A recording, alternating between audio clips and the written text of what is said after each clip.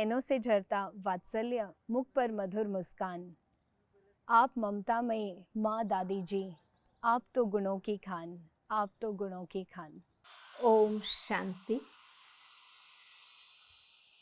आज मेरा परम सौभाग्य है कि हमारी परम आदरणीय दादी जानकी जी के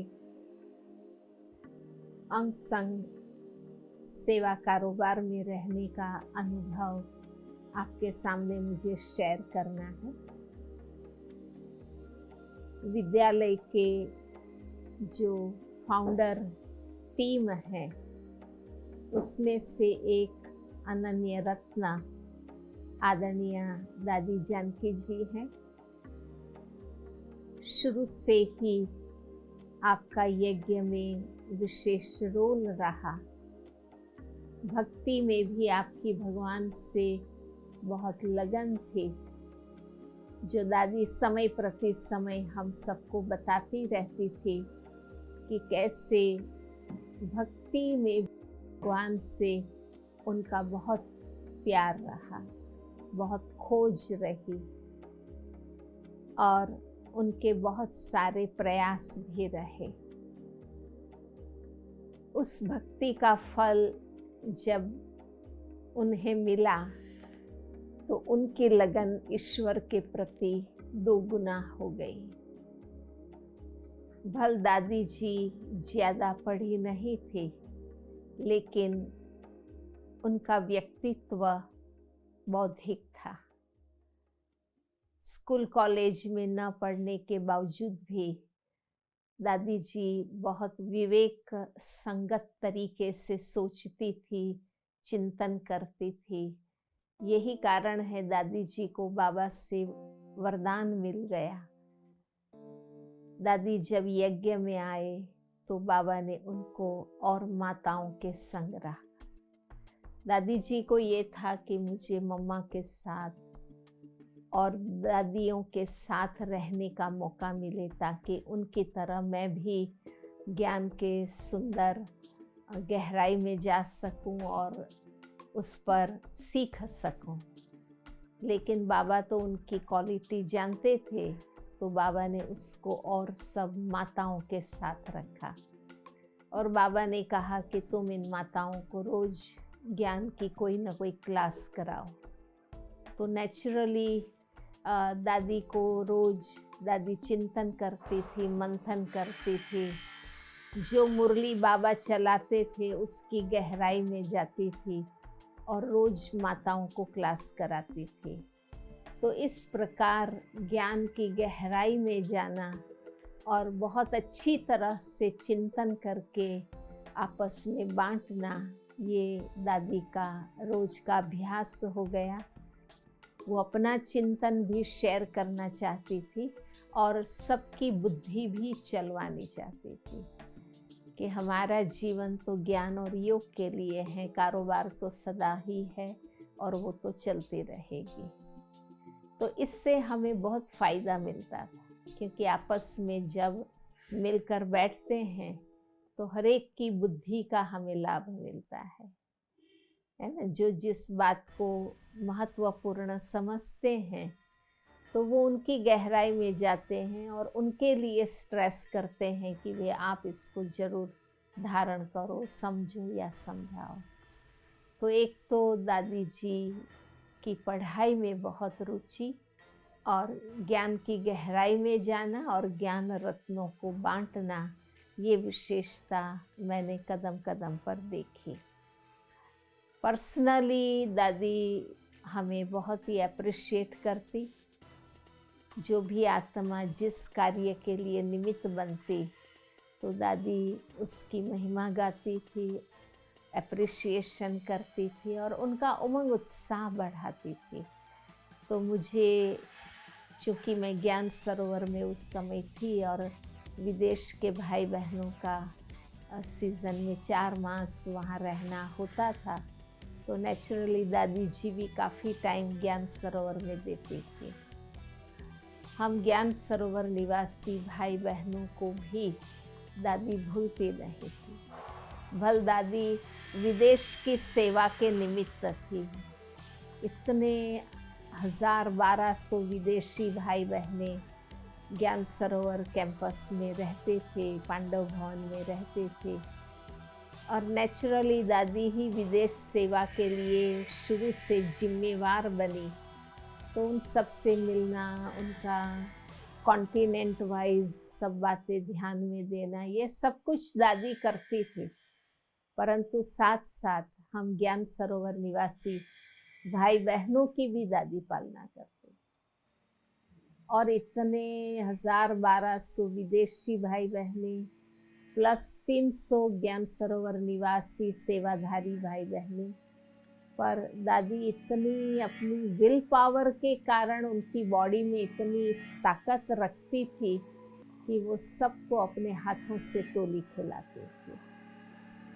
तो व्यक्तिगत मिलकर के भी व्यक्ति की पालना करना, और जो भी सेवा के लिए निमित्त हैं, जिस कैंपस में एक प्रोग्राम है वहाँ के भाई बहनें जो सारी व्यवस्था को अच्छी तरह से चलाते हैं, उन सब की भी पालना दादी करती। तो ऐसी विलक्षण बुद्धिमत्ता धारण करने वाली दादी जी को सच में बाबा ने परख लिया, और विदेश में बाबा ने उनको सेवा के लिए निमित्त बनाया। जैसे बाबा के बाद दादी प्रकाश मणि जी निमित्त बने, भारत का पूरा उनको A to Z पता था, क्योंकि दादी ने अपने हाथों से जो एक छोटा सा पौधा ब्रह्मा बाबा ने दिया, दादी ने उसकी पालना करके एक विराट वृक्ष बनाया,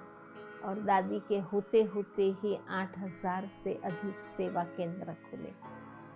तो इसी प्रकार विदेश की सेवा के लिए दादी जानकी जी निमित्त बने। इसलिए उनको विदेश की सेवा का नस नस पता था। एक एक भाई बहनें, एक एक सेवा केंद्र का आदि मध्य अंत दादी को पता था।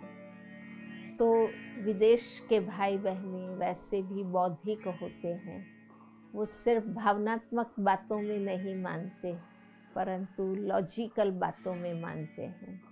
तो दादी जानकी जी भी बहुत ही बुद्धिशाली थी कि विभिन्न देशों में जहाँ उनके धर्म अलग है, संस्कृति अलग है, भाषा अलग है, रीत रस्म अलग है, गवर्नमेंट के कायदे कानून अलग है, ऐसे देशों में भी कैसे आध्यात्मिकता को दादी ने स्थापित किया, एक बहुत कठिन सी बात है। परंतु दादी के अंदर वो समन्वय था कि एक तरफ वो बौद्धिक थी, कोई अंधश्रद्धा नहीं, दूसरी ओर सत्य में जरूर श्रद्धा थी। तो उन्होंने विदेश के भाई बहनों को पालना देकर, समझाकर, लॉजिकल कन्विंस कर हर देश में, अधिकतर देशों में सेवा केंद्र खोले। एक और विशेषता दादी की कि वहाँ के ही भाई बहनों को निमित्त बनाकर दादी सेवा कराती थी। भारत से तो 15-20 बहनें गई बस सेवा के लिए, परंतु दादी की सेवा की ये विशेषता थी कि जिस भी देश में, शहर में वो सेंटर खोलने के लिए कोई न कोई आत्मा को निमित्त बनाते थे, और उसके अंदर ही उमंग उत्साह भरकर और उनको इतनी पालना दे कर के उनको निमित्त बनाती थी, ताकि उस देश की सेवा वहाँ की ही बहन या भाई करते रहे। ऐसे नहीं कि भारत पर डिपेंडेंट रहे, और भारत से फिर कितने हैंड्स जाएंगे। तो मुख्य निमित्त रूप से भारत से बहने गई, और बाकी सारे सेवा के हैंड्स भी दादी ने तैयार किए। फिर ये भी नहीं कि वो हैंड नौकरी धंधा छोड़ के बैठ जाए, नहीं, वो नौकरी भी करेंगे और अपने ही धन से उस सेवा केंद्र को चलाएंगे, और साथ साथ ज्ञान दान कोर्स कराना, क्लास कराना, ये सब भी वो लोग को सिखाया। तो इस विशेषता से विदेश की सेवाएं बहुत तेजी से आगे बढ़ती गई। अगर भारत के हैंड्स पर डिपेंडेंट रहते तो शायद इतना तेजी से सेवा नहीं होती, परंतु जिस भी देश में जाएं वहाँ से ही किसी भी आत्मा को तैयार करना और उनको हर प्रकार से निमित्त बनाकर उनके द्वारा सेवा कराना। तो दादी जी के होते होते ही 140 देशों में 500 से भी अधिक सेवा केंद्र खोले। दादी प्रकाश मणि जी के अव्यक्त होने के बाद 2007 से फिर दादी जानकी जी यहाँ हेडक्वार्टर में रहने लगे, क्योंकि वो ही विद्यालय के एडमिनिस्ट्रेटिव हेड बन गए। तब तक लगभग 40 साल दादी ने अथक सेवाएं की। शुरू में तो दादी जी को भारत आने का वीज़ा भी नहीं होता था। 5 साल तक दादी विदेश से भारत में नहीं आ सकी, लेकिन सेवा के खातिर और विदेशी भाई बहनों के कल्याण के खातिर दादी धीरज रख के, हिम्मत रख के वहाँ बैठी रही, सेवा करते रही। और उसके बाद तो आराम से दादी अनेक देशों में गई और आध्यात्मिकता का रंग लगाया। दादी हमेशा ये कहती थी कि जिस बाबा ने मुझे विदेश में भेजा है, उस पिता को मुझे पूरे विश्व में प्रत्यक्ष करना है। मुझे अपने साथ साथ बाबा को लेकर हर देश में जाना है और बाबा को प्रत्यक्ष करना है। तो सचमुच दादी जी ने वहाँ के बौद्धिक भाई बहनों को भी अपने आध्यात्मिक व्यक्तित्व के प्रभाव में लाया, जो दादी जी की डायरेक्शन में, दादी जी के मार्गदर्शन में वहाँ के सभी भाई बहनें चले। जो भी विशेष नामी ग्रामी प्रसिद्ध लोग होते थे, उनको भी दादी अपने प्यार से अपना बना लेती थी और बहुत जिगरी रूहानी प्यार की शक्ति उनके अंदर रही। जो बड़े बड़े पोजीशन वाले, जिसके अंदर ईगो भी होता है, पर दादी जी की आध्यात्मिकता, नम्रता, निमित्त भाव और दादी की जो आध्यात्मिक पर्सनालिटी थी, जो उनकी योग तपस्या थी, उससे वो प्रभावित होते और वो भी ईश्वरीय कार्य में सहयोगी बनते। शुरू में टेक्सास में जब दादी गए तो विदेश के भाई बहनें तो साइंटिफिकली सब कुछ जानना चाहते हैं। तो उन्होंने कहा कि आपका योग से एकाग्रता बढ़ती है, तो हम प्रैक्टिकल टेस्ट करना चाहेंगे। तो जब दादी पर सारे मशीन्स लगाकर उनके ब्रेन वेव्स नापे गए तो उन्होंने बहुत ही अच्छा रिजल्ट देखा और वो लोग इतने खुश हो गए और दादी को सर्टिफाई किया कि उस दिन मोस्ट स्टेबल माइंड वाली जो लेडी है वो दादी है। तो इससे परमात्मा के सिखाए हुए राजयोग की प्रसिद्धि हुई दादी जी के द्वारा। विदेश में, क्योंकि इंडिया में तो बहुत सारी दादियाँ और बार बार हेडक्वार्टर में आना, आपस में मिलना, पर विदेश में तो वो चीज़ नहीं है। पर दादी ने तपस्या से बाबा को इतना अपने साथ बांध के रखा, जो हर प्रकार से दादी बाबा की प्रसिद्धि कराती रही। इस प्रकार मैंने ये देखा कि एक होता है दिल से सेवा करना और एक है काम चलाओ सेवा करना। पर दादी जी में ये परफेक्शन का बहुत संस्कार था कि मिलना है तो प्यार से मिलना है, टाइम दे के मिलना है और अच्छी तरह उसको स्थूल और सूक्ष्म दोनों रीति से, एक तरफ प्यार, बाबा का ज्ञान, उससे उस आत्मा को रिफ्रेश करना, पर साथ साथ टोली, ब्लेसिंग वगैरह देकर के, फल वगैरह देकर के भरपूर करना। तो मैंने देखा उसको काम चलाओ रीति से करना पसंद नहीं आता था। भले टाइम लगे पर वो अच्छी तरह से पूरी खातिरी उस आत्मा की करते थे जो वो एकदम भरपूरता के साथ दादी से प्राप्ति करके जाते थे। हमें भी अनेक बार दादी से मिलना, दादियों के साथ बैठ कारोबार करने का मौका मिला, तो ये सीखने को मिला दादियों से। इकोनॉमी की तो वो अवतार थी, कोई फालतू व्यर्थ खर्चा नहीं करना, अपने ऊपर कोई चीज़ें ज़्यादा नहीं लगाना, अपने घर में नहीं, बहुत ही स्वच्छ और सुव्यवस्थित दादी को अपना जहाँ रहती वो स्थान भी ऐसा रखते थे। और दादी स्वयं भी व्यक्तिगत रूप से बहुत ही सिंपल और सैंपल बन के रही। ऐसे नहीं कि विदेश गए तो विदेश का प्रभाव उस पर आ गया, नहीं। भले अच्छी चीज़ें वहाँ से सीखी, भारत की अच्छी चीज़ें वहाँ सिखाई, लेकिन वहाँ के भौतिकता का रंग उसको नहीं लगा। ठीक है, जहाँ ज़रूरत है साधनों का उपयोग करें, परंतु व्यक्तिगत लाइफ में कभी भी उनका जीवन प्रभावित नहीं रहा भौतिकता से, विदेश की चीज़ों से। पर दादी अपनी simple living and high thinking से ही सदा सबके सामने एग्जाम्पल के रूप में रही। एक और बात मैं बताना चाहूँगी कि विदेश में सेवा में होते हुए निरंतर बाबा के बेहद यज्ञ मधुबन के लिए दादी का अटेंशन रहता था।